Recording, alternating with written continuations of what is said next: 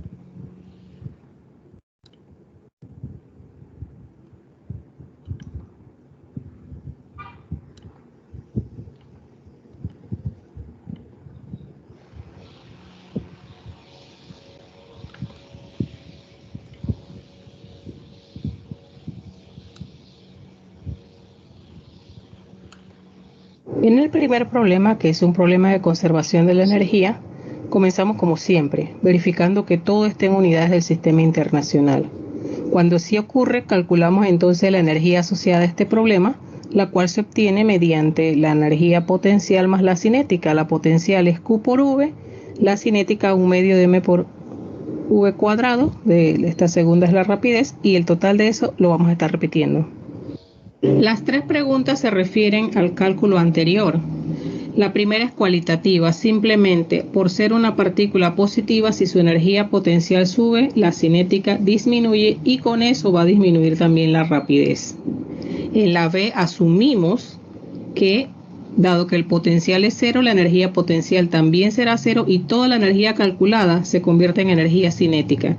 Y en la C lo contrario, lo que se convierte en cero es la cinética y se calcula el potencial.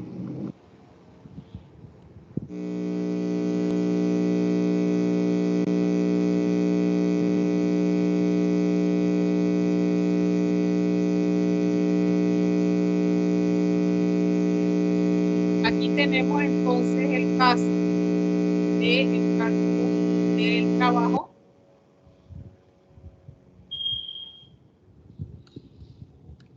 Calculada se convierte en energía cinética y en la C lo contrario, lo que se convierte en cero es la cinética y se calcula el potencial. En el caso del trabajo, pues simplemente recuerden que es el contrario de la variación de energía potencial, o sea que por eso estamos A menos B. Como tenemos variaciones casi siempre de menos A. En este caso es el contrario de la variación, eso es de A y de B.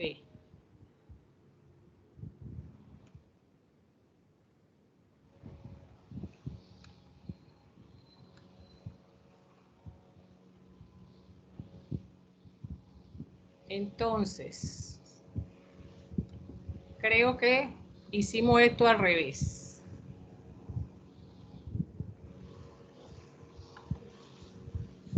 Tengo un comentario aquí.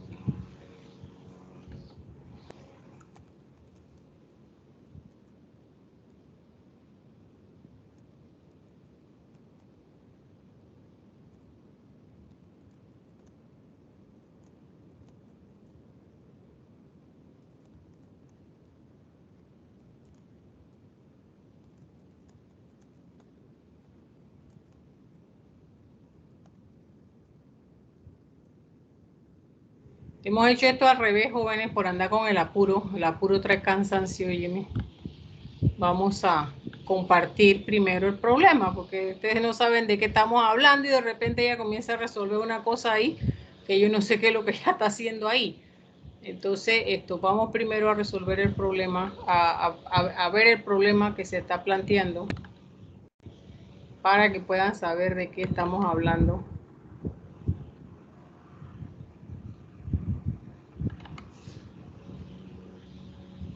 Aquí está. Mire, jóvenes, este era el problema, ¿sí?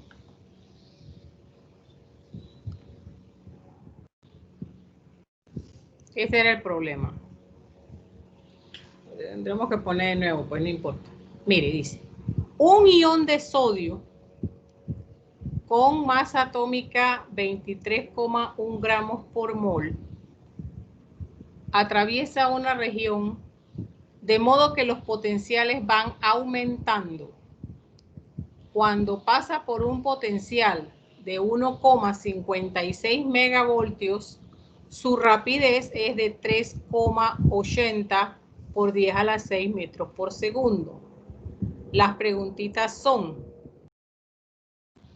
¿qué pasará con su rapidez? ¿Su rapidez aumentará, disminuirá, permanecerá igual o no se puede estimar? 2. ¿Qué rapidez tenía al pasar por la equipotencial de 0 voltios? 3. ¿En qué potencial se detendría? Y 4. ¿En qué trabajo se hace para moverlo de la equipotencial a la equipotencial 1,56 megavolt? Profesora, disculpe. No se está viendo, se ve negro. No sé si soy solamente yo o... ¿No se ve? No, yo no lo veo. No, profesora, la verdad no se ve la pantalla. Vaya la friega. ¿Te das cuenta que el día que más apurado está uno es el día que peor le va? ¿Ahora? Ahora sí se ve. Ahora Sí, ya se ve. Gracias, mi niña, que me avisó. Bien. Vamos con calma. Vísteme despacio que voy deprisa. Un ion de sodio con masa atómica 23,1 gramos por mol atraviesa una región de modo que los potenciales van aumentando. Cuando pasa por un potencial de 1,6 megavoltios, su rapidez es de 3,80 por 10 a la 6 metros por segundo. ¿Qué pasará con la rapidez? Bueno, como hemos visto, es una partícula positiva.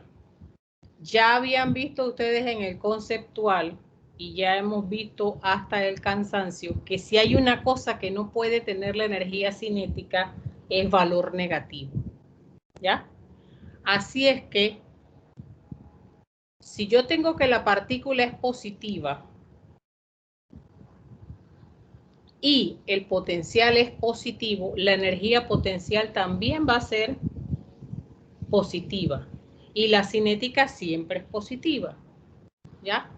Entonces, la pregunta aquí es, ¿qué pasa con su rapidez? Si yo tengo que él está aumentando los potenciales, significa que su energía potencial va a aumentar, la cinética va a disminuir hasta cierto límite. ¿Cuál es el límite? El límite en que su rapidez es 0. Ya de ahí no puede seguir disminuyendo. En este caso, ¿qué pasaría? Disminuiría, ¿verdad? Porque al estar aumentando los potenciales, la energía cinética va a disminuir, porque mayor potencial es mayor energía potencial, cuando la partícula es positiva. Luego, los otros tres que están resueltos allá y que se los vamos a volver a poner rapidito. ¿Qué rapidez tenía al pasar por la equipotencial 0? Es decir, cuando pase por la equipotencial 0, ¿cómo la energía potencial se relaciona con el potencial y 0 por cualquier cosa es 0? Significa que cuando usted pase por la equipotencial 0, la energía potencial va a ser 0, o sea que todo va a ser energía cinética. Eso lo que va a significar es que lo que usted tiene es un máximo de energía cinética, su máximo valor de energía cinética, y de allí, sabiendo que energía cinética es un medio de masa por rapidez al cuadrado, usted despeja la rapidez. En la tercera pregunta le dice, ¿en qué potencial se detendría? ¿En qué potencial se va a detener? Va a ser lo contrario. Cuando algo está detenido es porque no se mueve. Si no se mueve, su rapidez es 0. Si la rapidez es 0, entonces toda la energía que tiene ese problema es energía potencial, por lo cual usted iguala toda esa energía a... ¿Qué trabajo habría para moverlo del equipotencial 0 al equipotencial 1,56? Recuerde que cuando hicimos el cálculo del trabajo, sale que el trabajo es el contrario de la energía potencial. Así que usted va a restar la carga, la va a multiplicar por la resta de potencial inicial menos potencial final. ¿Sí? Eso es lo que vamos a ver con valores ahora. Entonces, lo primero que hay que hacer es calcular los números, todo en unidades internacionales. Aquí hay algo que no está en unidades internacionales. Aquí estamos viendo, por ejemplo, que la masa, nos están dando la masa de un mol y nosotros estamos hablando solamente de un ion. Así es que lo primero es obtener la masa de ese ion, además obtenerla en unidades internacionales. Y lo segundo es, como es un problema de conservación de energía, tenemos que saber qué energía es la que estamos conservando. Así que eso es lo primero, cambiar todo a unidades internacionales, y lo segundo, en los problemas de conservación de energía, sacar ese valor de energía que se está conservando. Ahora sí vamos a tratar de transmitir como es debido. Voy a buscar esto aquí primero. Ya voy para allá. Cálmate. Todavía no. Déjame encontrar los muchachos primero.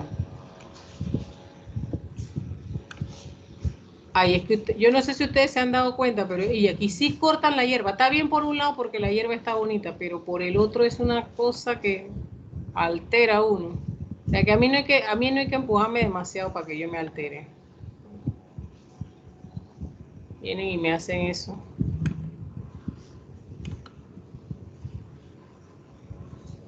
Bien, mis niños, ahí les va el problema ahora sí, pues. En el primer problema, que es un problema de conservación de la energía, comenzamos como siempre, verificando que todo esté en unidades del sistema internacional. Cuando sí ocurre, calculamos entonces la energía asociada a este problema, la cual se obtiene mediante la energía potencial más la cinética. La potencial es Q por V, la cinética 1 medio de M por V cuadrado, esta segunda es la rapidez, y el total de eso lo vamos a estar repitiendo. Las tres preguntas se refieren al cálculo anterior. La primera es cualitativa, simplemente por ser una partícula positiva, si su energía potencial sube, la cinética disminuye y con eso va a disminuir también la rapidez. En la B asumimos que, dado que el potencial es cero, la energía potencial también será cero y toda la energía calculada se convierte en energía cinética. Y en la C lo contrario, lo que se convierte en cero es la cinética y se calcula el potencial.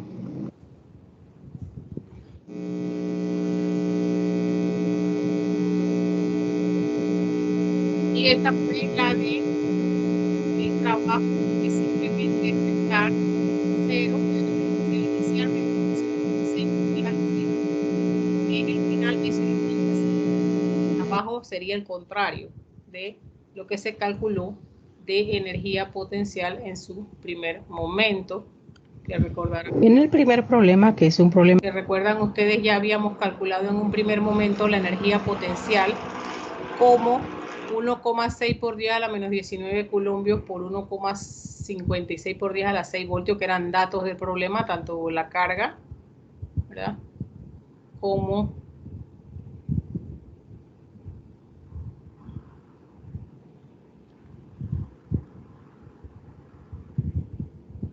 la carga era positiva porque era la carga de un ion sodio, que es 1 más, aquí estaba 250 por 10 a la menos 15 joules. Eso es su energía potencial.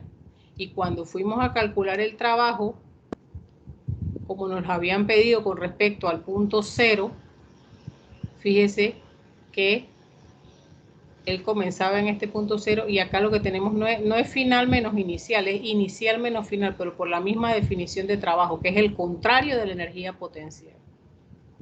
Bien. Esto con el primer problema. Vamos a leer entonces ahora el segundo problema para ver si esto nos sale mejor.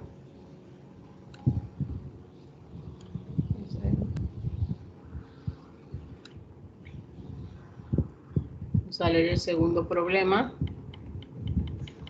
Bien, el segundo problema tiene dos partecitas, nada más tenemos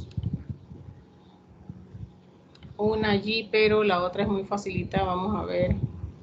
Dice, el segundo problema dice, determina el potencial en el centro de coordenadas, es decir, sería en el 0, 0, ¿verdad? Debido a un electrón ubicado en el punto menos 3, 4 milímetros, es decir, menos 3 en X y 4 en Y, pero en milímetros. Esa es la posición del electrón, mientras que el protón estará ubicado en más 3,50 más 4,50 milímetros, ¿verdad? Entonces, esta simplemente es aplicar una fórmula, que es la fórmula de potencial, que esa fórmula dice que el potencial es igual a la constante K por la carga entre la distancia es la que sale como una R. Pero claro, eso es el potencial debido a una carga.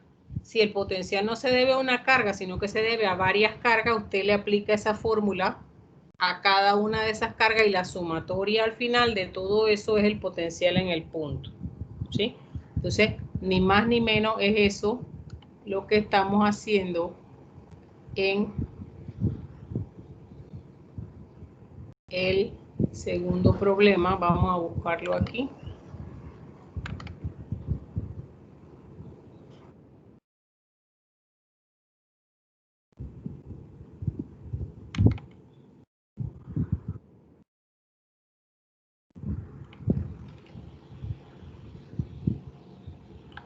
Primero hay que quitarles a ustedes acá esto.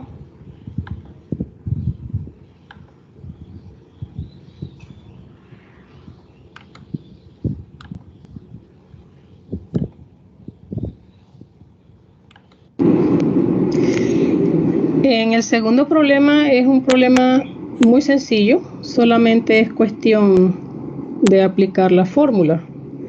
Una vez tenemos ubicadas las cargas que están contribuyendo al potencial, que recuerde que donde está el potencial no hay ninguna carga, simplemente es un punto, que en este caso está en el centro de coordenadas cartesianas. Nosotros calculamos el potencial que contribuye. Simplemente el único cálculo previo que hay que hacer es la distancia que separa el centro de coordenadas del punto en el que se ubica cada carga. Recuerda que lo puedes sacar con Paul también y aplica la fórmula. En el caso de esta distribución nos hablan de que hay un electrón y un protón, así es que para obtener el potencial total se sumaría la contribución del electrón con la del protón. La del electrón se saca pues multiplicando la constante electrostática por la carga con todo y su signo negativo y se divide entre la distancia que hay al 0, 0. Esa distancia sale directamente poniendo las coordenadas del punto porque estamos midiendo respecto al 0, 0. Si no fuese respecto al 0, 0, sería necesario calcularla aparte. Una vez que se ha calculado el potencial debido a la carga negativa, en este caso el electrón, calculamos el otro que era positivo, que en este caso era un protón, y finalmente se suman potencial negativo con un potencial positivo, sabemos que sale entonces el que tenga mayor valor absoluto, en este caso saldría negativo 36 por 10 a la menos 9 voltios, que probablemente en las opciones saldría como menos 36 nanovoltios. No tiene mayor complicación este problema. Bien. Y ese problema tiene una última partecita. Ese problema tiene una última partecita que pregunta sobre el trabajo. ¿Qué trabajo hay para mover? Vamos a ponerlo acá en la pantallita. ¿Qué trabajo hay para mover una carga? No sé si se ve ahí. ¿Qué trabajo? Era la última pregunta. ¿Qué trabajo habría que hacer para mover un ion de sodio? No era qué trabajo, era qué energía cinética, qué energía potencial tenía si yo colocaba un ion de sodio en el centro de coordenadas.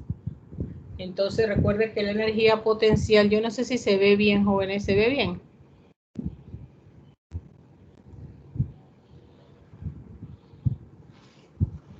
Sí, se ve el tablero. Sí se ve. Mejor así.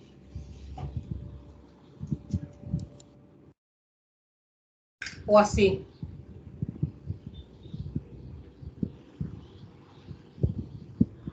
¿Mejor la anterior o esta?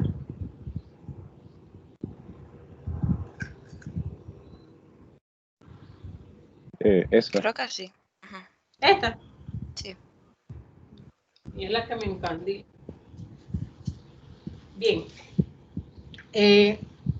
Entonces, en este caso, si es la energía potencial, acuérdense que cuando nosotros calculamos el potencial, y eso es un hecho importante, que cuando nosotros calculamos el potencial, nosotros no tenemos ninguna carga allí donde se calcula el potencial.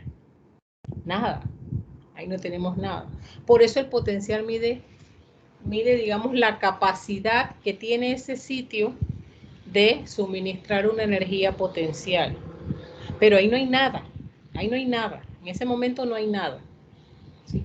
Luego en la segunda parte del problema, que viene a ser, creo que es la pregunta 5 o la pregunta 6, entonces nos dice qué energía potencial habría si yo pongo allí una carga de sodio en ese punto. Entonces lo que yo estoy poniendo es la carga 1.6 por 10 a la menos 19, que es el sodio 1 más, ¿cierto? Por el potencial que ya habíamos calculado. Entonces, nos sale esa energía cinética, digo, esa energía potencial, y por cierto que nos sale negativa, porque cargas negativas engendran energías negativas. Las energías potenciales pueden ser positivas, negativas o cero, no hay ningún problema. Las cinéticas son las que no pueden ser negativas. Bien, otro punto al respecto de esto. Fíjese que yo le di los dos datos. Le di uno más, ¿sí? Y le di 23,1. Y esto no lo usamos para nada. Eso se llama elementos distractores. Hay veces que uno en el problema da datos que usted no va a usar, nada más para ver si se da cuenta que no los tiene que usar, ¿no? ¿Por qué nosotros damos la pareja de datos? Una que tiene que ver con carga y una que tiene que ver con masa, pues son problemas de energía. Entonces tú pudieras necesitar energía potencial o energía cinética. La cinética necesita la masa, ¿verdad? La potencial necesita la carga. Entonces generalmente se te dan los dos datos, aunque el problema no te pida los dos datos. Tú tienes que tener cuidado y usar lo que necesitas de lo que se te está pidiendo. Chao, eso es todo. Vamos entonces ahora a ver el segundo problema de esa práctica, porque es la práctica de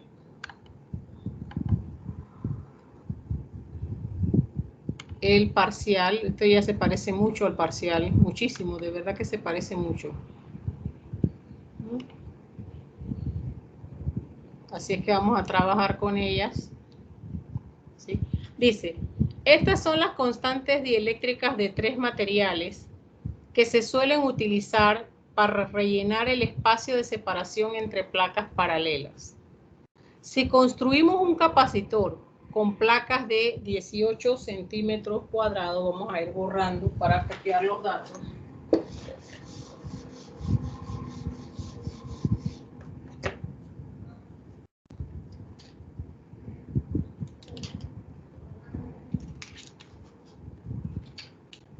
Dice,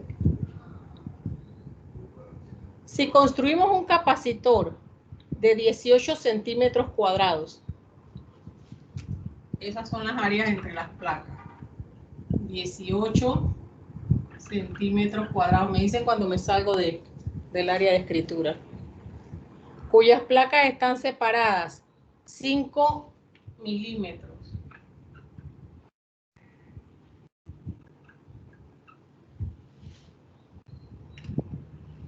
E inicialmente le conectamos a una fuente de potencial 48 voltios.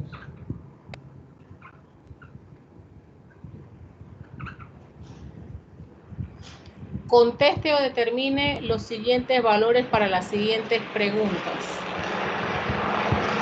La capacitancia fundamental,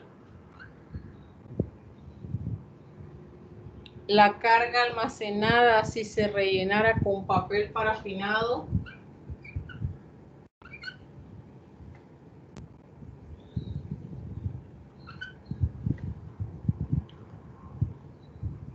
luego hay una pregunta de opción, la carga sería máxima si el relleno fuera de Micalex, papel o papel parafinado. Esa la puede resolver usted ya. ¿En qué quedamos la vez pasada? En el parcial anterior, en el conceptual. La carga es mayor cuando el relleno es, ¿que tiene mayor constante o menor constante? Mayor. Dieléctrica, la mayor, ¿verdad? Entonces en este caso sería si el relleno fuera de Micalex, ¿sí? Ahí solamente habría que responder, digamos, la A. Si está la opción A, pone usted la A en el Micalex. Y la otra preguntita sería, ¿qué campo habría entre las placas al rellenarlo con Micalex? Bien, vamos a hacer esas preguntitas. Entonces nada más que me tengo que llevar que el Micalex tiene constante de 8.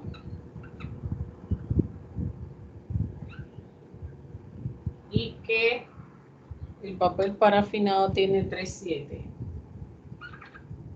Oye, está horrible este plumón. Hay que cambiar esto. Ok, vamos a resolver esto. Vamos a dejar de compartir el papel para que puedan ver en amplitud. para que puedan ver la pantalla. Que ahí no se ve nada ya la peste. Bueno, vamos a ver. Yo debía apuntar esto acá abajo, pues sí. Ustedes 18 o cualquier cosa me ayudan ahí.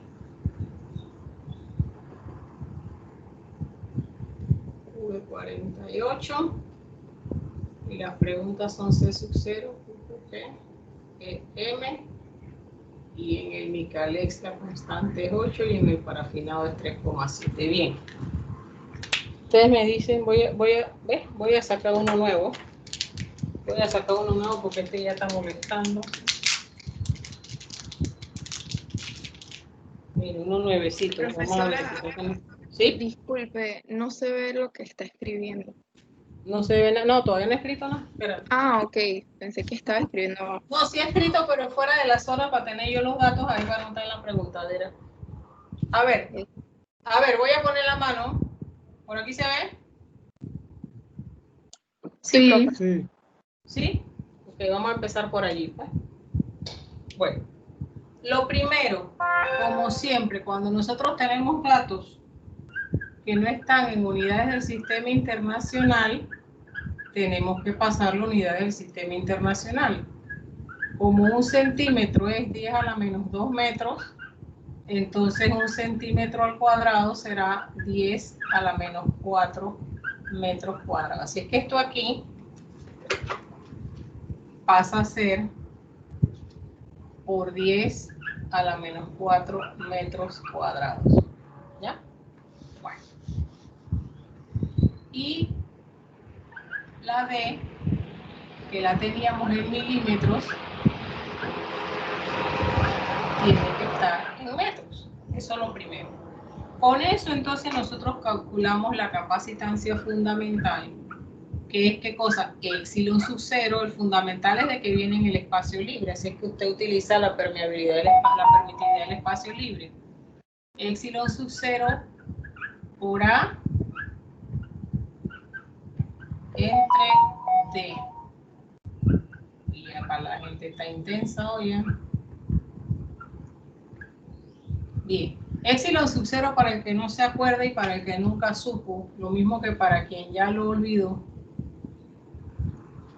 Epsilon sub 0 es 8,85 por 10 a la menos 12 coulombios cuadrados, newton metros cuadrados.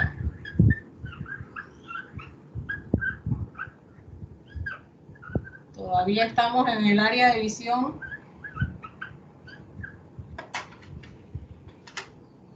Sí, profesora. Sí, me avisan cuando me salgo yo, porque usted sabe que si no yo me voy con la emoción ahí.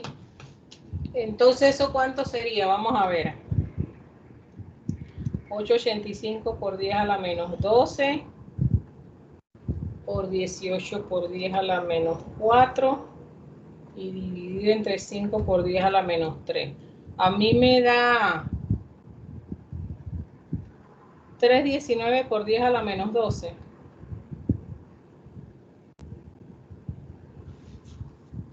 3,19 por 10 a la menos 12 farads. ¿Ya? Eso es lo que me da a mí. Bueno, así que esa es la primera pregunta. Las siguientes preguntas. Vamos a ver.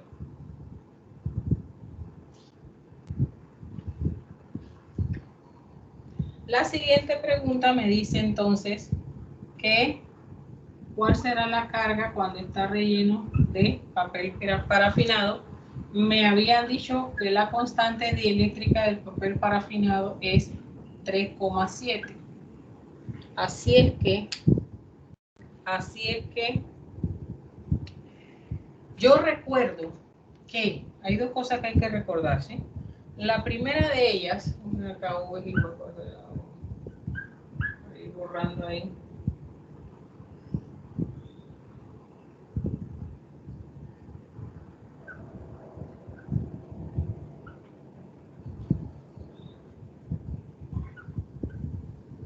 Bien. El profesor no se ve la parte de arriba de lo que está escribiendo. No se ve lo que estoy... Ah, no, eso no importa. Ah, bueno. Esos son datos es para poder borrar lo que yo había escrito abajo en antes. Bien, ahora sí, esto sí se ve. Sí, ¿no? Sí, sí se ve. Bien. Bueno, entonces recuerden lo siguiente.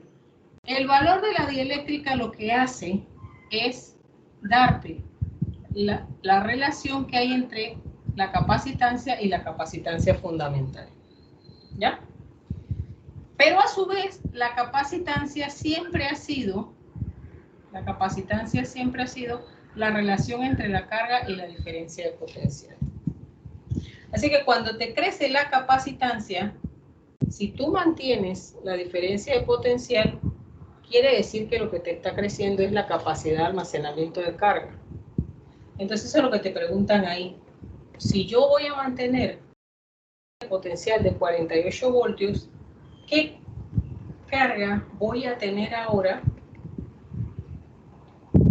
si yo relleno eso con papel parafinado cuya constante dieléctrica es 3,7? Entonces tú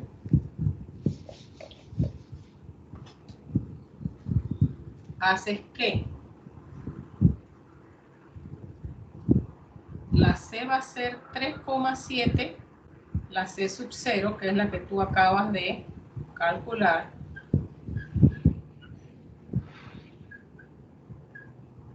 esa capacitancia nueva la vas a tener ahí ahora, pero eso va a ser igual a Q en el papel parafinado dividido entre los 48 voltios que tienes de diferencia de potencial. ¿Ya? De manera que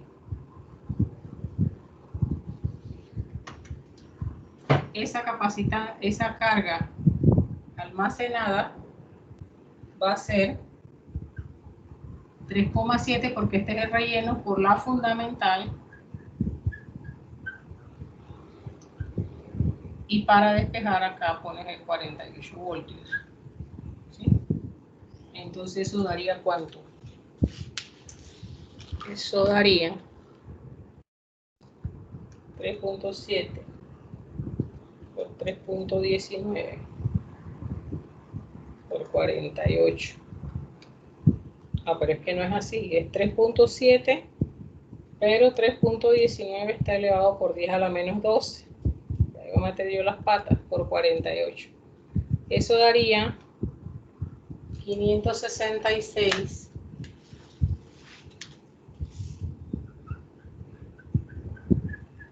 por 10 a la menos 12 coulombs,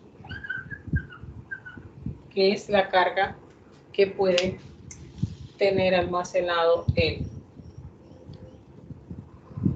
capacitor ese, solamente por haberlo rellenado. Miren, mide exactamente lo mismo que medía el anterior. ¿Se acuerda del anterior? Cuando comenzamos a medir, el problema, cuando comenzamos el problema, simplemente él estaba en el espacio libre, pero el área sigue siendo la misma en el segundo. Claro, en el segundo ahora lo que yo hago es que lo he rellenado con Micalex. A rellenarlo con Micalex, no, perdón, ese no es Micalex, ese es papel parafinado. Rellenarlo de papel parafinado, el espacio entre las placas. A rellenar todo ese volumen con papel parafinado, le he subido la capacidad de almacenamiento de carga. ¿Cuánto? Lo he multiplicado por 3,7. ¿Ya? Lo siguiente dice entonces que ¿cuál es el campo cuando se rellena con papel? No, con Micalex. Y el Micalex sí era de constante dieléctrica 8. Vamos a ver si pudiéramos ponerlo ahí mismo todo. Ahí se ve, pareciera que da espacio. Sí. Bueno, entonces mire, idénticamente, ¿qué es lo que habíamos dicho nosotros? El campo, y eso ya lo vimos con anterioridad. Habíamos dicho que el potencial era ¿qué? El potencial es la integral Menos la integral, pero aquí estamos hablando de valores absolutos, menos la integral del campo del elemento de línea. Por esta simetría, la línea simplemente es la distancia de separación entre las placas. Así que si yo quisiera el campo, simplemente yo tendría que tener el potencial dividido entre la distancia. Ah, pero acuérdate que cuando nosotros rellenamos algo con un dieléctrico distinto, que siempre es mayor que el del espacio libre es el máximo valor de potencial posible, entonces ese dieléctrico en realidad va a hacer que el potencial baje, y baje monstruosamente, ¿sí? Entonces en ese caso, si yo tenía que el potencial inicial, ¿te acuerdas que habíamos dicho que la relación era inversa? Entonces significa que si yo tenía 48 voltios cuando estaba en espacio libre, ahí se ve todavía 48. 48, ¿se ve? Sí, no profe. Ok. 48 entre el potencial 2, eso va a ser igual a K1, o sea, eso es al revés, esas son inversas. Es decir, la constante, mira, la constante, por ejemplo, la constante es, digamos, C entre C sub 0, ¿ya? Pero también es, y ya nosotros lo demostramos cuando dimos clase, B0 entre V, ¿ya? Entonces, quiere decir que se divide. Entonces, si yo quiero saber el potencial que voy a tener en el segundo punto, yo divido el potencial inicial entre la constante dieléctrica. En este caso yo tenía que, en la condición inicial era 48 voltios, pero entonces como yo lo relleno ahora con mi Calex, que es de 8 la constante dieléctrica, entonces el potencial va a ser simplemente de 6 voltios. ¿No? Así es que yo me lo traigo acá. El potencial son de 6 voltios y dividido entre los 5 milímetros de separación que tiene eso allí, eso me da 6 entre 5 por 10 a la menos 3. Eso da 1200. 1200. Recuerden que el campo se mide en Newton Coulombs, pero aquí le están dando solamente la intensidad, pero que eso también es equivalente con voltios sobre metros. Las unidades son equivalentes, ¿sí? 1200 es la cantidad. ¿Alguna preguntita ahí?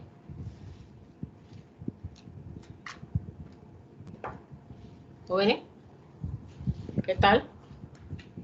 ¿Se fue? ¿No se fue? Vamos a ver qué otra cosa hay por ahí para ver. ¿Hay alguna preguntita, chicos? ¿Chicas? No, profe. De momento no. No, profe, de mi parte no, ahora mismo no. Ahora mismo no. Bueno, cualquier cosa ya saben, los canales igual. Vamos a ver entonces si encontramos, vamos a ver entonces el siguiente problema. ¿Y esto qué se hizo? Lo cerré, pero ¿qué pasa, Galia? Espérate. Hombre, Galia. Ajá, aquí está la práctica. Vamos entonces al siguiente problema. El examen, o sea, ya más o menos es de este estilo, así no, igualito no va a ser, ¿no? Pueden variar ciertas cosas ahí, pero lo que sí te digo que más o menos de estas intensidades, porque para una prueba que tiene que durar lo que tiene que durar no la podemos poner excesivamente dura, o sea. Bien, eso es lo que tiene que ver con el capítulo 2. Iríamos ahora al capítulo 3, ¿sí? El capítulo 3 tiene dos partes, ¿sí? O sea, dos problemas. Vamos a ver el primero que tiene que ver con la definición de resistencia. Voy a ir borrando los datos aquí de esto para ir apuntando los nuevos datos.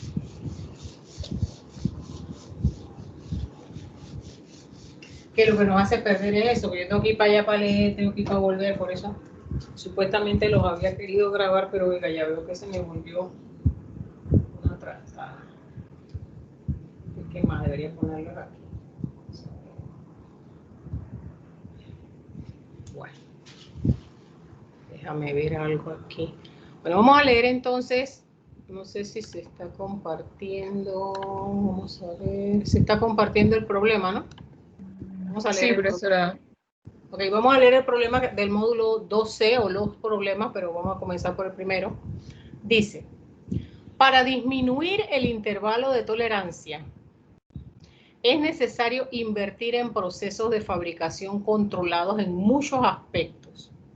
Se sabe, por ejemplo, que un tamaño de grano menor en los materiales garantiza valores más ajustados a los cálculos.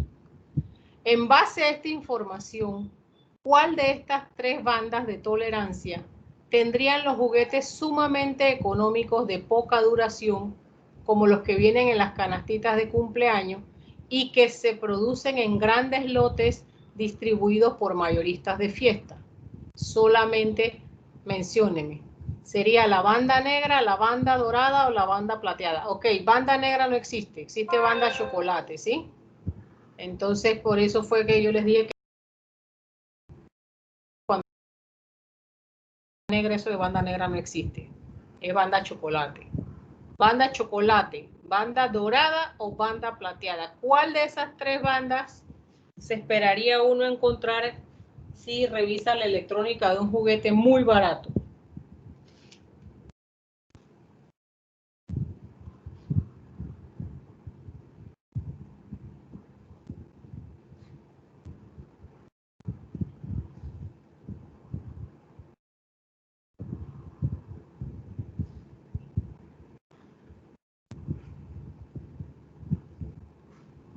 Bien, ¿alguien sabe lo que representa la tercera banda?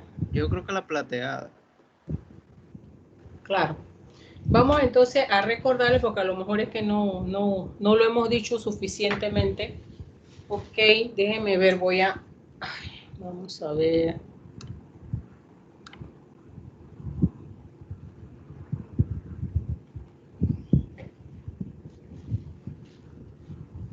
Ok, mire, cuando usted tiene una resistencia, ella se mide de manera, porque vienen tres bandas, ¿no? Entonces usted diría, bueno, profesora, pero aquí vienen tres bandas, o también pudieran venir acá tres bandas, porque depende de cómo yo la coloque. Entonces, ¿cómo se lee? Se lee dejando, o sea, en realidad son cuatro bandas. Se lee dejando mayor espacio aquí, ¿sí? Entonces, la primera banda es un número, como tal se pone, así igualito se apunta, ¿sí? La segunda banda, esto casi ni se ve, ¿eh? Voy a usar el negro.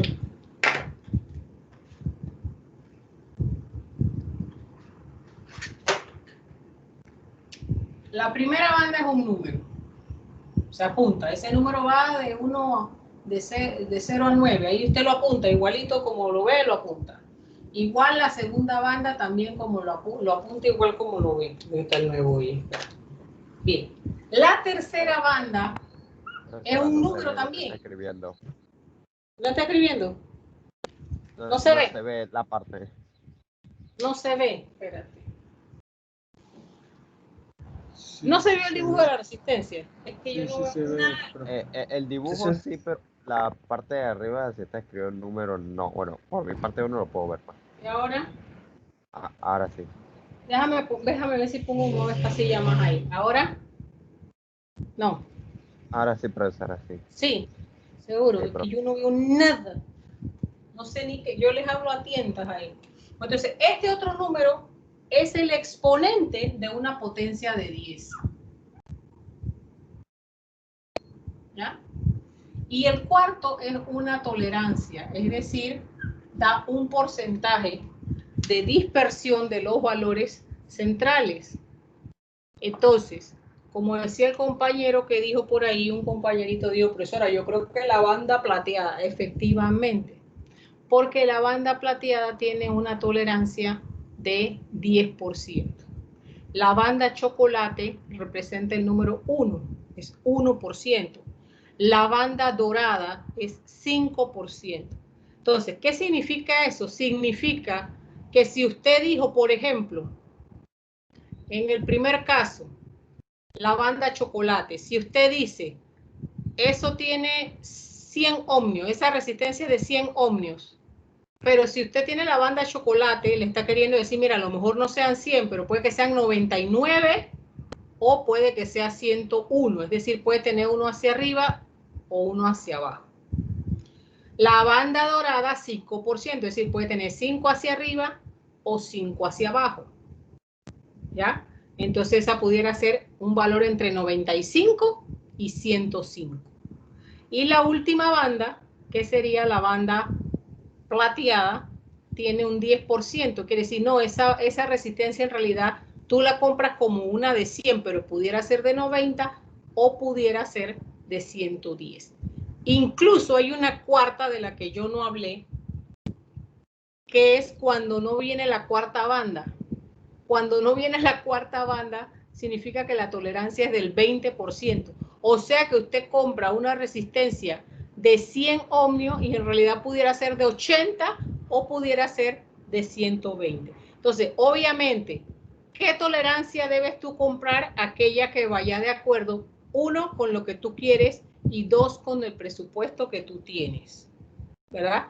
Entonces, si tú lo que son esos juguetitos de feria que los niños lo van a usar el día de la fiesta y 2 días después porque la mamá el tercer día lo va a botar para que no ande por ahí regado, entonces tú para qué vas a poner una super calidad de eso como si fuera un juguete de Mattel o qué sé yo. Entonces tú le pones una de la tolerancia de 10% por lo menos, y si consigues todavía, pues yo no sé si todavía eso se construye, pero en mis tiempos sí que se construía los de 20% de tolerancia. Eso puede que funcione, puede que no funcione, ¿no? Porque ya está demasiado disperso de los valores del diseño. Bien, vamos a seguir con las preguntitas de ese problema. El problema nos decía entonces,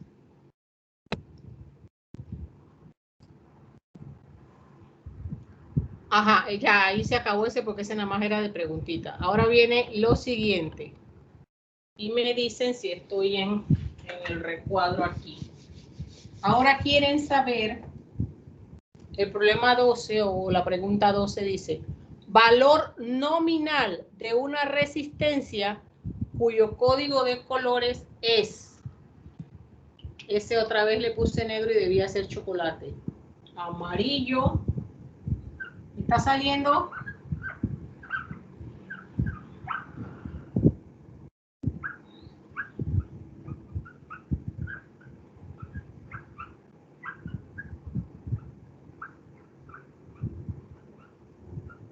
¿Está saliendo, jóvenes? ¿Vale? Sí, profesora. ¿Completo salió? ¿Completo? Sí. ¿Sí? Que yo, de verdad que yo no lo veo para nada. Nada, ni mucho ni poco. Nada. Bien, entonces, esto aquí sería cuestión de sacar la tabla. Déjenme ver si les publico la tabla ahí. Que nosotros la teníamos, la tenemos en el folletito. Bueno, igual la tabla va, el amarillo, no, la tabla es la siguiente, ¿no? Comienza por el negro, después viene el chocolate, o sea, es una tabla súper racista, después viene el rojo, anaranjado, amarillo, verde, azul, violeta, gris y el blanco. Sí, aquí me dice que 0, 1, 2, 3, 4, 5, 6, 7, 8, 9. ¿Sí? Esa es la tabla del código de colores de la resistencia. Ustedes la tienen ahí en el módulo. pero igual para la práctica se las puse igual. Entonces, usted agarra el primero es igualito. ¿Sí? No lo cambia, usted simplemente en amarillo es 4. O sea que el primero es 4. Violeta es 7. ¿Sí? El tercero es una potencia, o sea que usted pone por 10 allí. Y entonces ve el rojo. Rojo es 2. Así que sería 10 a la 2. Y aquí vendría la tolerancia, más o menos 1%. ¿Ya? A estos de la tolerancia también puede estar dorado, que es 5%, y plateado, que es 10%. Y lo que le decía, que si no tiene ninguna banda puede ser 20%. Bien, entonces la respuesta de ese problemita, como les digo, ¿cuál es el valor nominal? Cuando dice el valor nominal es simplemente según lo dice el código de colores. Es eso. Las dos primeras son numeritos que usted pone igual allí. El siguiente es un número que es la potencia de 10, es decir, el rojo es el exponente de esa potencia y la cuarta banda es la banda de tolerancia que le va a indicar cuánto se le puede dispersar eso, es decir, tanto hacia arriba como hacia abajo, cuánto podría variar.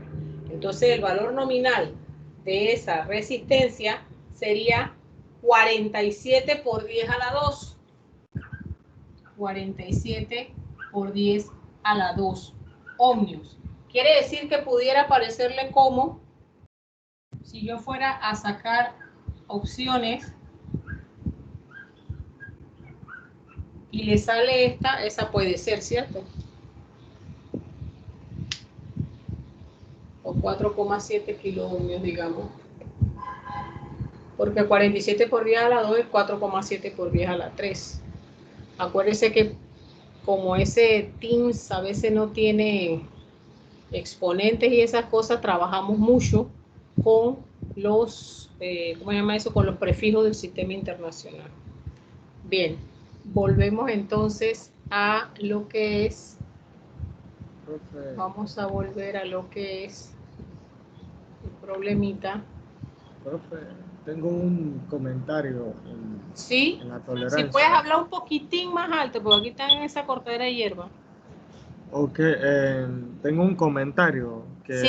en la banda de tolerancia, Uh-huh. verde, azul, violeta y gris tienen otro número diferente al que tienen para los dígitos. Correcto. Ajá, entonces verde es 0,5, azul es 0,25, violeta es 0,1 y gris es 0,05, si no me equivoco. O sea, Y entonces, tolerancias sí, más ajustadas, son como quien dice para sí, instrumentación más fina, digamos. sí, y entonces no existe una banda de tolerancia para naranja, amarillo y blanco. No existe. Ajá. Muy O sea, bien, no hay gracias. una tolerancia que tenga el color de amarillo, naranja o blanco. No existe. No existen. Ese sería mi comentario. Excelente. Muchas gracias por el aporte. Se agradece, pues. Bien. Un intervalo de valores para la resistencia con el código de colores chocolate, negro, rojo, plata. Es decir, intervalo como su nombre lo indica, usted tiene que decirme un valor inferior y tiene que decirme un valor superior. ¿Ya? Entonces, vamos a escribir ahí.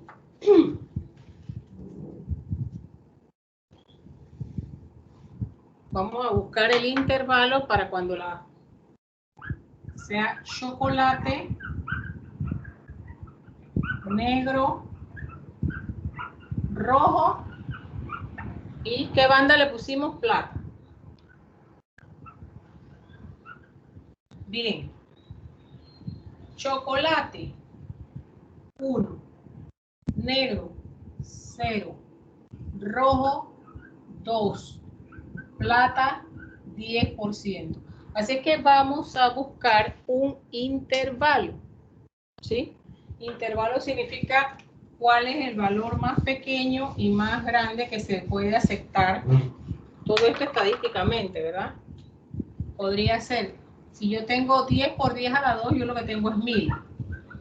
1000 más o menos 10%. Así que uno calcula el 10% de 1000 es 100. ¿Sí? Así es que hay que hacer la operación de 100 más 10 y 100 menos 10. Primero 100 menos 10 para sacar el menor. 100 menos, digo 1000 menos 100. Así es que sería 1000 menos 100 son 900. Y 1000 más 100 son 1100. Así que cuando van a colocar intervalo o cuando realmente van a seleccionar, porque los estamos seleccionando de una, voy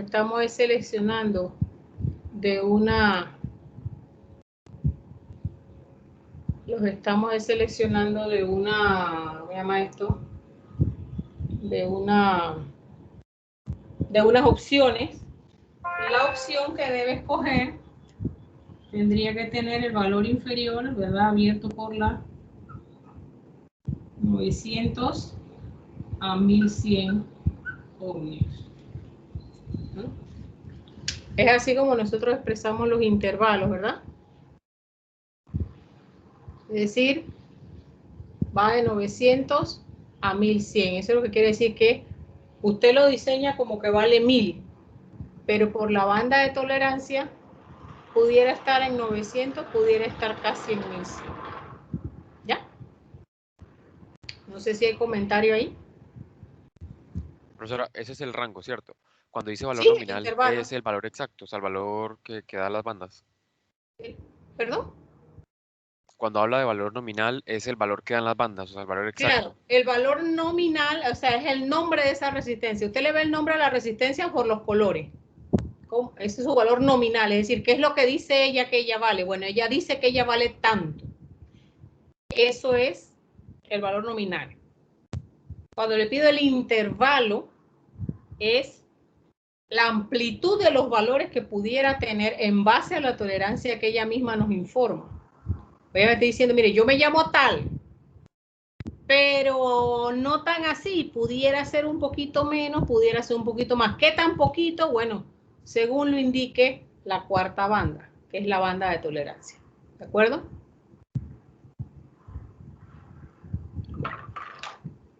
Vamos entonces al siguiente. Gracias, profesora. A ti. Vamos entonces al siguiente problema, que es el problema, vamos a compartirlo, que tiene que ver con también resistencia, pero ahora lo que tiene que ver con el fenómeno de variación de la resistencia. El fenómeno se llama variación de la resistencia por variación de temperatura. ¿Sí? Aquí les dije que había otro errorcito y es que, ¿qué fue lo que les dije? Que todo estaba definido a 23, ¿verdad? Verifiquen qué fue lo que les dije en el errorcito. Es que dice que estos valores se han definido a 23, se han definido a 20, era.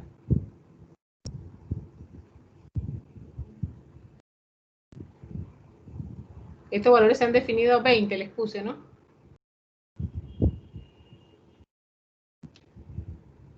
Déjenme buscarlo. Ok.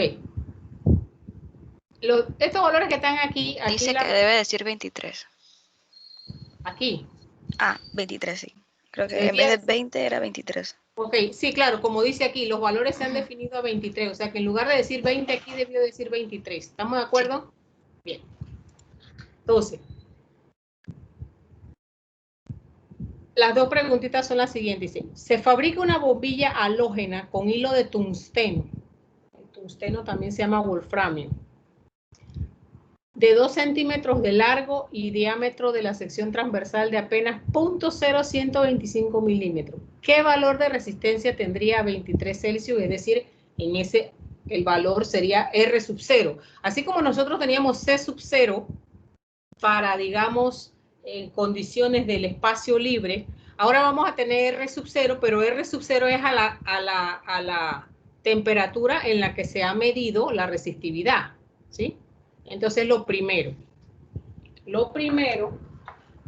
es calcular una R sub 0.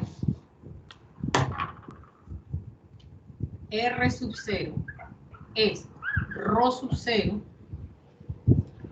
por L entre A. Fíjense muchachos, aquí nos dicen,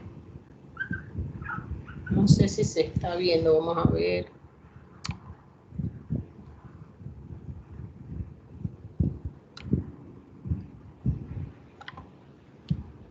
Ajá, fíjese que ρ sub 0, allí nos dice que vale 5,6 por 10 a la menos 8 ohmios metros.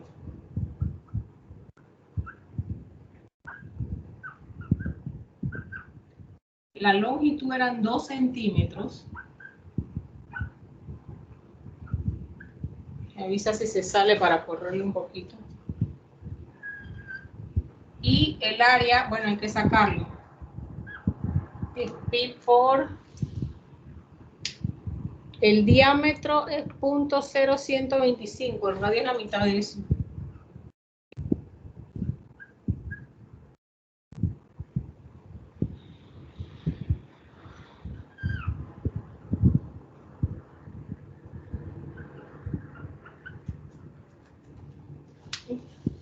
Estamos, a ver, 0.125 por 10 a la menos 3 metros. Aquí, ¿por qué aparece ese 2? Porque fíjense que la información que les di en el problema dice, si se fabrica una bombilla halógena con hilo de tungsteno de 2 centímetros de largo y de diámetro de la sección transversal 0.0125, pero acuérdense que cuando yo voy a calcular el área es pi por r, que el radio es la mitad del diámetro, así que primero hay que dividir entre 2 aquí. ¿Qué valor tendría de resistencia a los 23 Celsius? Entonces es decir que en el momento que usted define esa tabla, la definió a 23 Celsius, quiere decir que la R0 la tiene a esa temperatura. Así que vamos a sacar R0 a esa temperatura.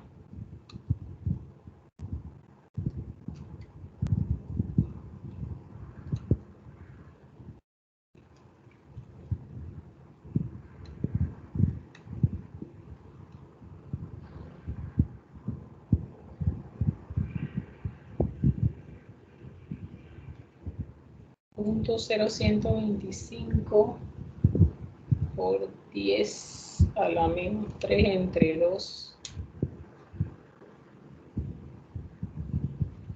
al cuadrado por pi.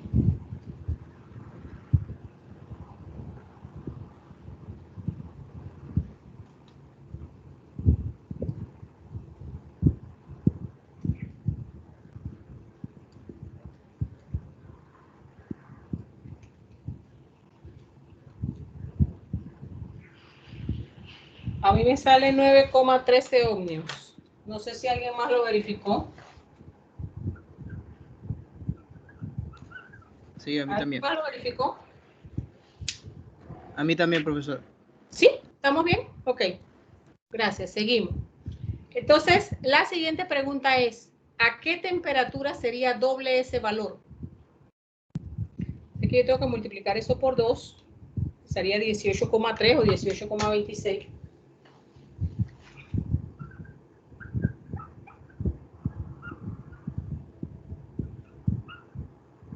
Y entonces recordar, vamos a ver, no sé si me permite, déjeme ver qué amplitud de campo tengo ahí para escribir. Vamos a dejar de compartir acá por el momento. Ajá, voy a bajarlo un poquito. Ay, me fue para la cortina. ¿Dónde se fue eso?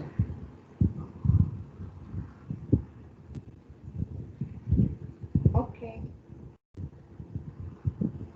Entonces ahora vamos a querer que valga el doble, ¿no? Ok, que voy a meter esto un poquito más para acá. Ahí. Entonces, sí creo que valga el doble. Recordar lo siguiente, ¿sí? Hay una relación entre la resistencia y la variación de la temperatura. ¿Ya? Entonces, realmente lo que yo quiero saber ahora es esto. ¿Qué variación de la temperatura? ¿Por qué? Porque ya yo tengo que R, R entre R sub 0 es igual a 2. ¿Sí? Eso yo ya lo tengo. 2 ER entre R sub 0. Pues me dice, ¿a qué temperatura es doble ese valor? Así que entonces tengo que resolver esta expresión aquí.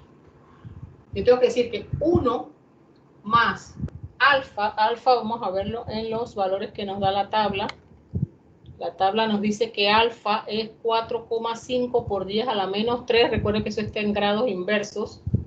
4,5 por 10 a la menos 3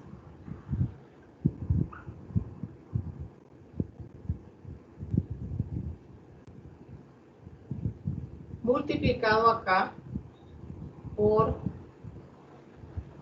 delta T. Pero delta T a su vez, si usted recuerda, es T final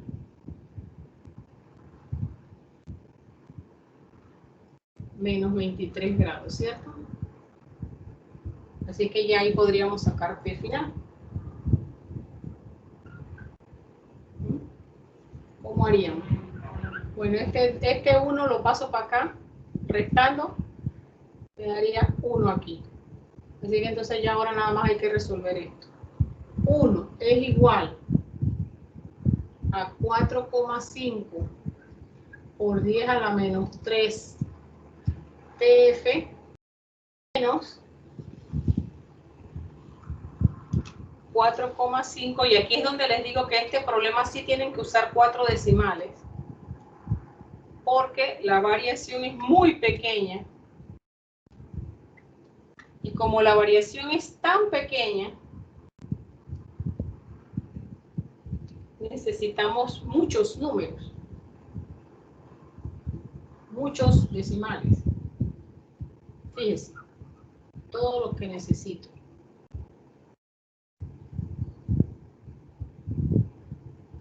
Entonces, paso para acá. Fíjense, este lo voy a pasar sumando, ¿cierto?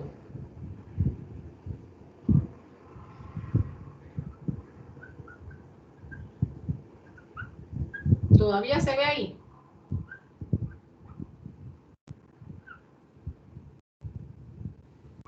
Ya la siguiente línea creo que no se va a ver, profesora. ¿Ya no se ve? La siguiente no. ¿Ahora? Ahora sí. Ahora sí. Apareció.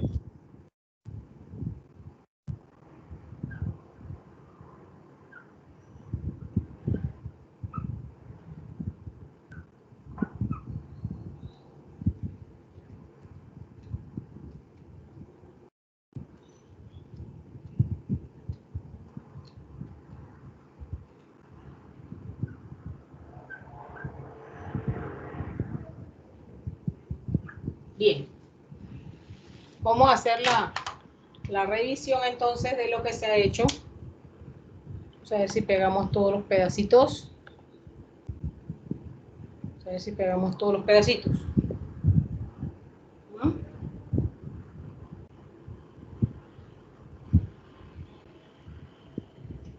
Caramba. Bien. Profe, nos faltó una parte en el problema. ¿Cuál? Es que la resistividad PO es a 20 grados Celsius. Entonces a 23 no debería agarrar la resistencia que salió, el 9,13 y calcularlo a 23 Celsius, y luego a ese valor se dobla y se hace lo siguiente. Sí, yo lo puedo poner así, obviamente, con un examen que debe durar 2 horas y que tiene 4 temas, no lo voy a hacer así. Por eso fue que les dije antes de empezar que ahí había un error y que todo estaba a 23 Celsius. Ok.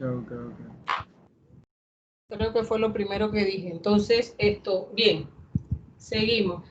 Vamos a ver si se ve esto bien aquí. Entonces, yo no sé si, es que de verdad no sé ni qué es lo que se está viendo aquí.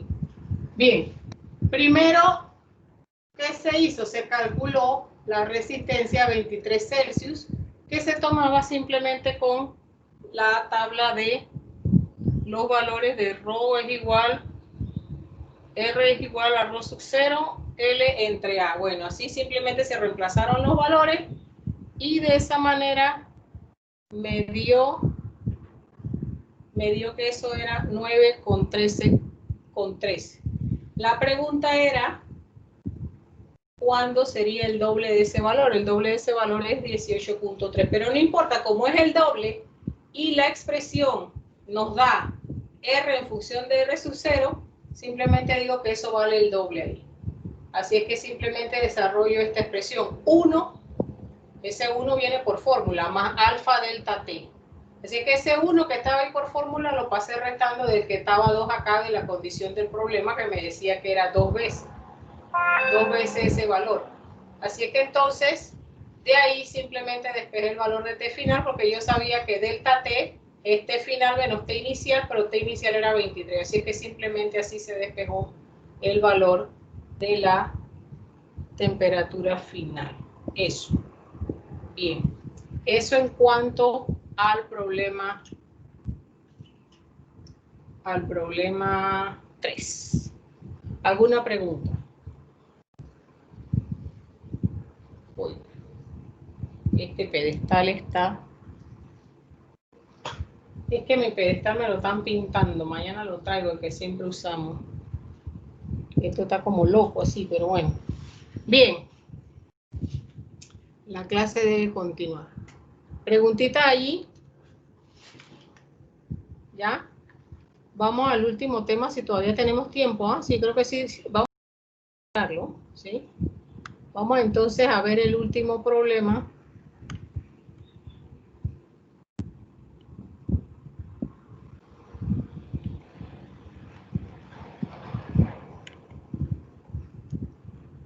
Aquí está el último problema.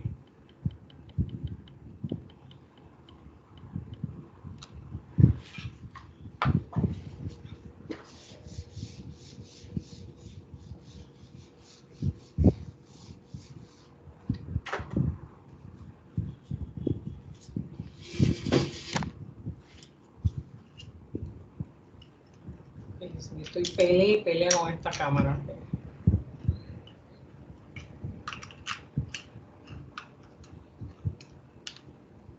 Por lo menos no le ha dado por desconectarse hoy, hay que agradecérselo. Hay días que me rompen los nervios. Ah, bueno, ya se fue. Mira qué bien, ya se fue la gente que estaba haciendo bulla. Bueno, entonces vemos ahí la pregunta del módulo D. ¿Sí? Vamos a leerlo. Dice, una empresaria independiente despacha alimentos precocidos, pasando las porciones a vajillas desechables y calentándolos en horno de microondas con potencia de 1300 watts. Calentar las 50 porciones diarias le toma 4 minutos por porción y trabaja 22 días al mes. Responda a las preguntas o determine los siguientes valores. 1. Bueno, el 16. ¿Cuánto trabajo eléctrico en joules hace en el horno de microondas? ¿A cuánto corresponde eso en kilowatts hora? Voy a ir copiando lo que hay que hacer. Nos habla de la potencia de, no importa si sale o no sale, son ahí para tener yo los datos. La potencia es de 1300 watts. El tiempo por porción es de 4 minutos.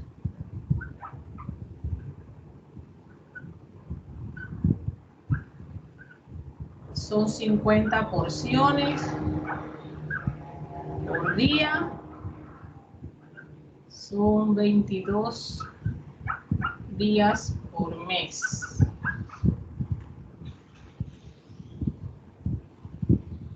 Y quieren el trabajo eléctrico, quieren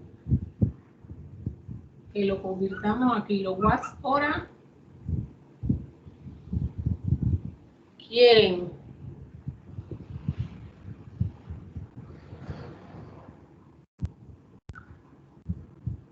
la platita, nos dicen que está 17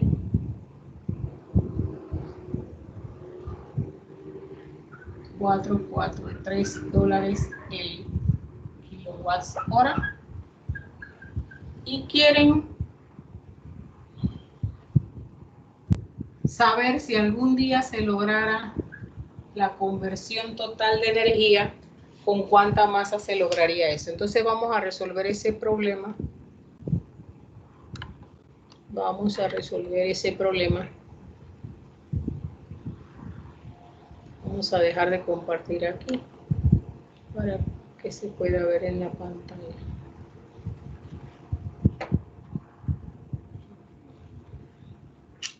¡Ay! Ahora sí se mató. ¡Ay, ya la vida! Ahora sí se mató. Ahora sí se mató. ¡Ay! Ahora se volvió a matar. Esas son las ganas que tienes tú de trabajar, Gali. Hombre. Hombre. Pasa. ¿Qué pasa? Sin violencia es mejor. Ay.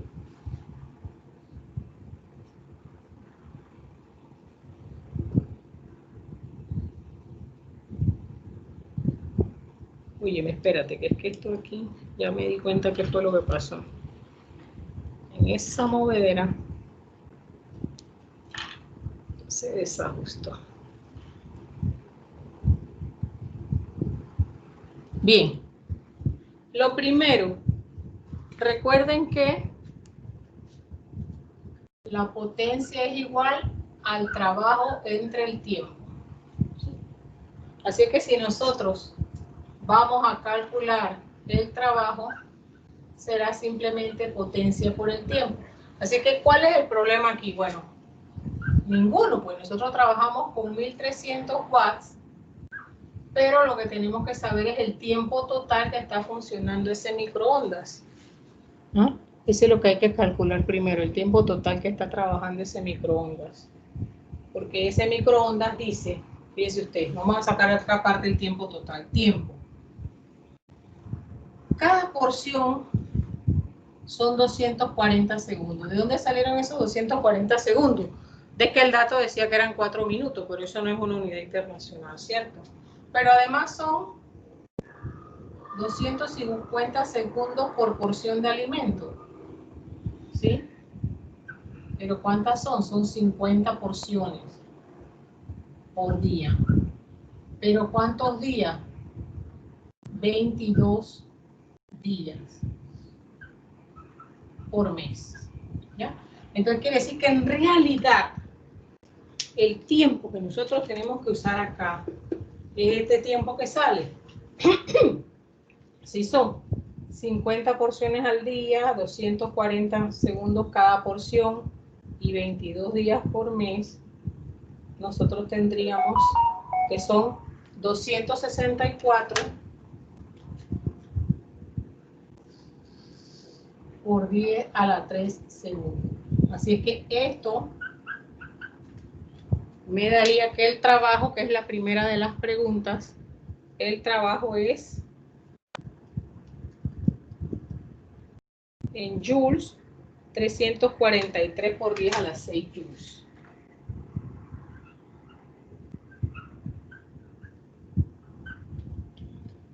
Ahora bien,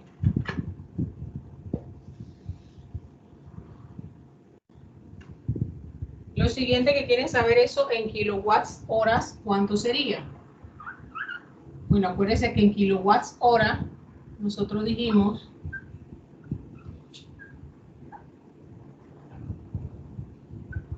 que 3,6 por 10 a la 6 joules es 1 kilowatts hora. O sea que realmente no es mucho. Lo que se le está yendo ahí no va a ser demasiado. 343 por 10 a la 6 entre 360 por 10 a la 6 son 95,3 kilowatts hora. Esa es la siguiente, convertido eso en kilowatts hora. Bien, el que no se acuerda de dónde salió ese 3,6 por 10 a la 6 joules por kilowatts hora, sale de que kilowatts son 1000, horas son 3600. Entonces, cuando tú multiplicas 1000 por 3600, te da 3,6 por 10 a la 6. Así que 1 kilowatts hora son 3,6 por 10 a la 6 joules. Bueno. La 17 nos pregunta eso, el kilowatts hora, era esta, es decir, sigue siendo una información de trabajo o de consumo eléctrico, pero está en kilowatts hora. La 18 nos preguntaba cuánto era eso en platita. ¿Cuánto es eso en platita? Bueno, simplemente usted agarra el consumo en kilowatts hora y lo va a multiplicar por el precio del kilowatt hora, que eso está en esta cantidad. Así que en platita eso nos da, ya como que no quiere salir, vamos a bajarle un poquito si no se pone, si no se molesta, si no se pone histérica, oye, porque es que a veces, bien, entonces sería 95.3 por 0.17443, que es el costo del kilowatts hora, da 16.62.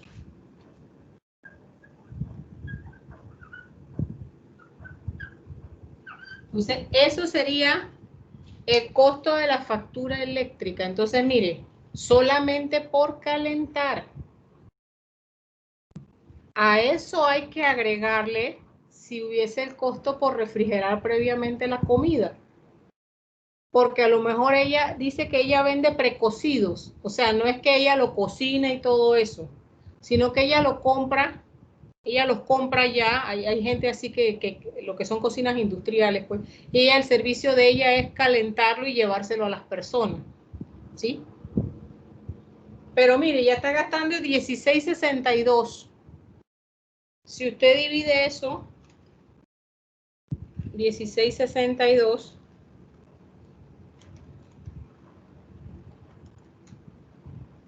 quiere decir que por lo menos como 50 centavos hay que cobrarle por calentarle eso.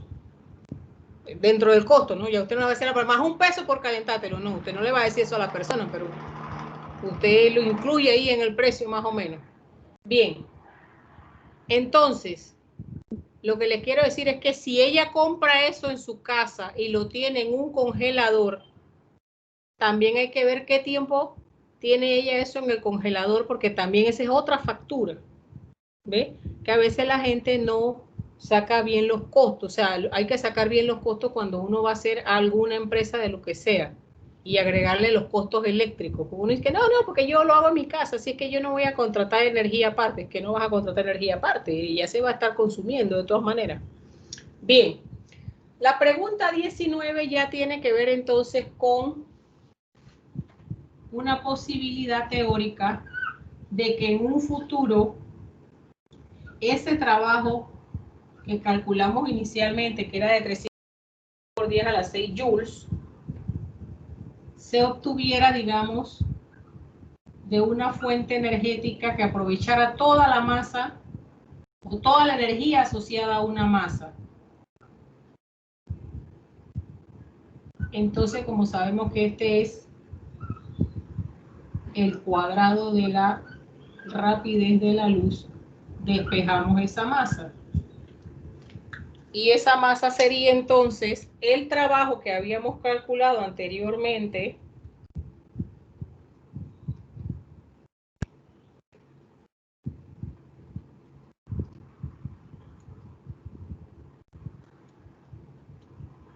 Y eso nos daría, imagínense usted, apenas, todo ese trabajo se haría con apenas 3,81 por 10 a la menos 9 kilogramos.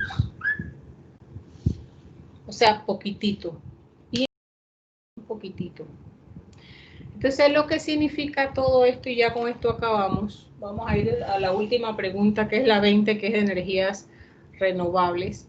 Pero lo que le quiero decir, muchachos y muchachas, es que hay mucho por investigar. Mucho, mucho, mucho por investigar. Porque ya sabemos cuál es el límite máximo de energía asociado a una masa. Todavía nos falta encontrar muchas formas de energía que hay allí y que no hemos descubierto cómo aprovecharlas. Algunas ya conocemos lo que son, pero otras ni siquiera a lo mejor lo sabemos, lo iremos descubriendo poco a poco, y otras que ya están allí todavía no las sabemos, no le tenemos utilidad. O sea que en el campo de la energía hay mucho por estudiar todavía. ¿Sí? Bueno, vamos entonces a la última de las preguntitas que tenía esa práctica, porque ya les digo, esa práctica es casi como el examen. Dice, ¿cuál de estas energías no es contaminante, pero produce una huella ecológica alta al requerir la tala extensa de regiones extensas para hacer embalse? Escriba solamente la letra. Aquí está la solar, la nuclear, la celda de combustible y el combustible fósil. Yo les dije que una de las opciones podía ser ninguna de las anteriores. En la vida real yo tenía en mente la hidroeléctrica, ¿sí? En la vida real yo tenía en la mente la hidroeléctrica, porque cuando nosotros nos comenzaron a construir hidroeléctrica nos dijeron que era aprovechando y que eso no era contaminante y qué tal. Y quizás sea verdad que no es contaminante porque es con agua de lluvia, pero precisamente la huella ecológica es muy alta, porque para hacer esos embalses nosotros talamos demasiados árboles, también le causamos impacto a pueblos originarios que llevan siglos allí, y entonces simplemente porque en la ciudad tenemos ganas de gastar y poner el aire acondicionado, no es justo sacar a la gente de su hogar tradicional, etcétera, etcétera, y todo lo demás. Así que yo tenía en mente la hidroeléctrica, de manera que ahí sería ninguna de las anteriores. Pero hay otra cosa, y la opción nuclear también hubiese valido. ¿Por qué? Con la energía nuclear no es contaminante, es una de las más limpias que hay si se tienen los cuidados administrativos. ¿Ya?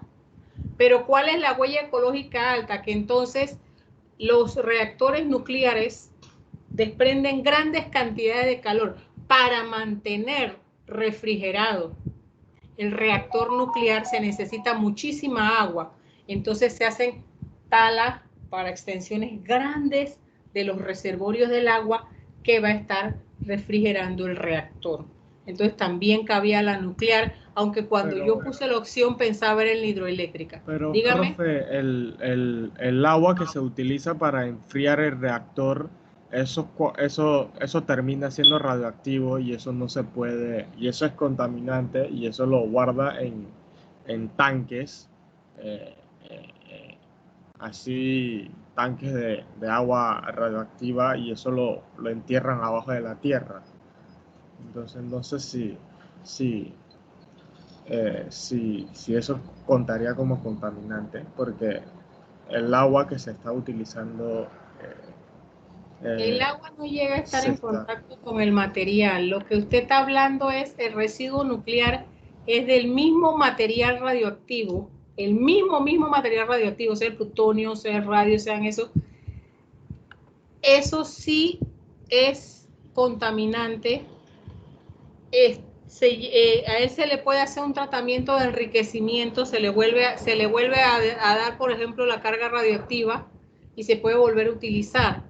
Pero cuando no, por ejemplo, porque sale más caro llevarlo a enriquecer que quedarse con él, entonces sí se hace lo que usted dice, que se entierra el combustible nuclear.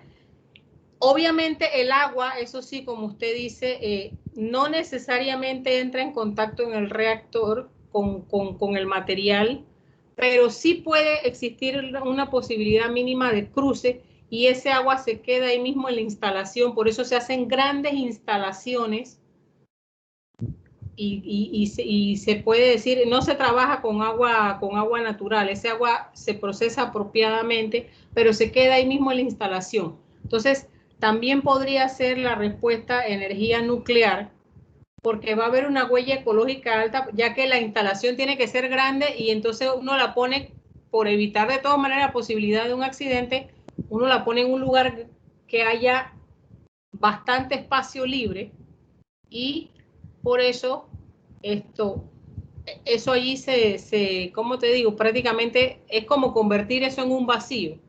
Entonces, eso es una huella ecológica alta, ¿sí? Que es lo que estábamos preguntando. Se produce una huella ecológica alta al requerir tala de regiones extensas para hacer embalses. En realidad yo estaba pensando en la hidroeléctrica cuando lo puse, pero la nuclear también cumple, o sea que eso hubiera sido una respuesta, si le hubiera tocado este examen, hubiese podido poner nuclear o hubiese podido poner aquí ninguna de las anteriores porque no aparecía, que les dije yo que era uno de los errores que había, que era ninguna de las anteriores porque yo tenía en mente era la hidroeléctrica. ¿Y por qué la solar no? ¿La solar? Sí. La solar no tiene huella ecológica alta. Usted se la trepa en el techo y no hace daño a nadie. Pero para la producción suficiente de solar, ella requiere hectáreas de tierra, así como las plantas solares nuevas que se están construyendo en Estados Unidos y en China. Ellos están utilizando un pedazo de tierra mucho mayor que una planta nuclear o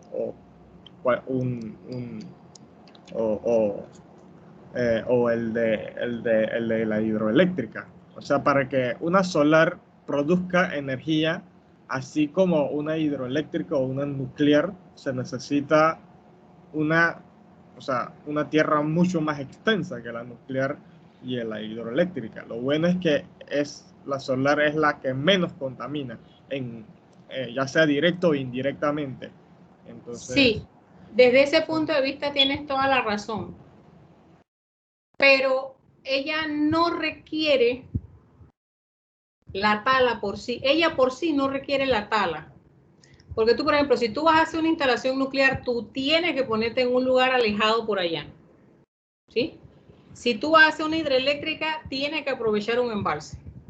La energía solar, tú pudieras ponerla arriba de los edificios, pudieras ponerla arriba de la casa. Es decir, tú solito, si tú quisieras, para ti, producirte energía solar, si no estuviera prohibido, porque aquí tienes que vendérsela a la red y después comprársela a ellos mismos, tú podrías producir energía solar en tu casa, sin talar. Incluso la puedes poner encima del palo si quieres. Tienes un palo en tu casa, si quieres trepar tu panel solar ahí arriba, tú lo trepas. En el techo de tu casa también. Y puedes aprovecharlo, ¿sí? Pero para hacer tú no puedes hacer un embalse, bueno, eso es lo que se está investigando ahora, hacer microembalses y aprovechar tal como están las corrientes en los ríos ahora. Para eso están desarrollando dispositivos electrónicos de mayor capacidad y con menor tamaño. Es lo que se está investigando. Como le decía, el mundo de la investigación está ahí para que ustedes lo descubran. Bueno, ya se nos acabó la hora, no sé si tengan otra hora de clase ahora, pero sí, básicamente este es el examen, ¿sí? Básicamente, o sea, vendrá muy parecido, muy parecido, muy parecido. Las situaciones pueden cambiar, pero básicamente el desarrollo del examen va a ser igual. No sé si hay preguntas. Lo que dice el compañero es cierto, si uno lo quiere a nivel industrial, también la solar requeriría una extensión, ¿verdad? Porque ella requiere poner los paneles, además de eso, pero no necesariamente requeriría la tala. No, o sea, usted puede producir energía solar a nivel local en su casa. No necesariamente tiene, o sea, si la quiere a nivel industrial, como dice el compañero, sí, ¿ya? Pero lo que le quiero decir, ahorita, hoy por hoy, nosotros no podemos tener disque energía nuclear en nuestra casa, nosotros mismos producirla no, ni tampoco hidroeléctrica. Tenemos que comprar los servicios de alguien que tenga una hidroeléctrica. Ahora bien, nosotros sí podemos aprovechar energía hidráulica. Cuando usted, por ejemplo, trepa un tanque de agua, usted lo trepa en el techo de una casa, usted aprovecha la energía potencial para la caída y usted se puede bañar abajo con esa agüita que usted trepó en el techo. Sí, pero de abajo hacia arriba no le sube. Pero si usted lo pone arriba sí le baja, entonces aprovecha la caída del agua. Entonces, poco a poco se están trabajando dispositivos para que eso se aproveche. Hay unos micro dispositivos de estos, digamos, para adornitos y cosas así que hay en peceras y esas cosas, pero no a niveles, digamos, como dice el compañero, industrial. ¿verdad? Bueno, ¿alguna preguntita, mis corazones? No, profe. Bueno, yo quedo hasta aquí, que ustedes todavía tienen clase. Chao. Chao, profe. Chao, Bonito profesora. día. Bonito fin de semana a todos. Hasta luego, Chao, profesora. profesora. Chao, profe.